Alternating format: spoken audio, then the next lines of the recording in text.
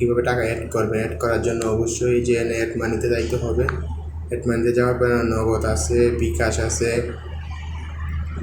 Rocket আছে। রকেটে নাই, rocket বাদ। তো বিকাশে এবং নগদে টাকা ডিপোজিট করতে হবে। তার জন্য আপনি যদি মনে করেন বিকাশে ডিপোজিট করেন, তাহলে বিকাশে টাচ করতে হবে। টাচ করার পরে যেখানে নাম্বার দেওয়া আছে বইলেই রাখছে,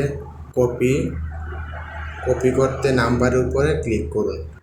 আপনি নাম্বারের উপরে ক্লিক করলে নাম্বারটা এই যে কপি হয়ে গেছে। তারপরে আপনি বিকাশ অ্যাকাউন্টে যাবেন, যায়া আপনি যত টাকা ডিপোজিট করবেন, ধরেন আপনি 100 টাকা ডিপোজিট করবেন। 100 টাকা ডিপোজিট করলে বিকাশ অ্যাপসে ঢুকবেন। আমার বিকাশ অ্যাপস নাই, যেহেতু আমি বাইরে থাকি। তো আপনি বিকাশ অ্যাপস খুলবেন। খোলার পরে আপনি বিকাশ অ্যাপসে প্রবেশ করার পর আপনি 100 টাকা যদি ডিপোজিট করেন, তাহলে টোটাল অ্যামাউন্টটা দিবেন 100 টাকা। ডিপোজিট করার পরে এখানে বলবেন, ডিপোজিট করার আগে না, ডিপোজিট করার পরে যত টাকা ডিপোজিট করবেন অত টাকা সেন্ড মানি করবেন এই নাম্বারে।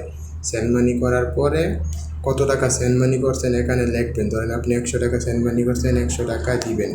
দেওয়ার পরে যেই নাম্বার থেকে আপনার বিকাশ নাম্বার, আপনি যেই নাম্বার থেকে 100 টাকা সেন্ড করছেন এই নাম্বারে, ওই নাম্বারের লাস্ট 4টা সংখ্যা বলবেন। ধরেন আমি একটা নাম্বারে সেন্ড করছি, নাম্বারের লাস্ট 4টা হচ্ছে 5050।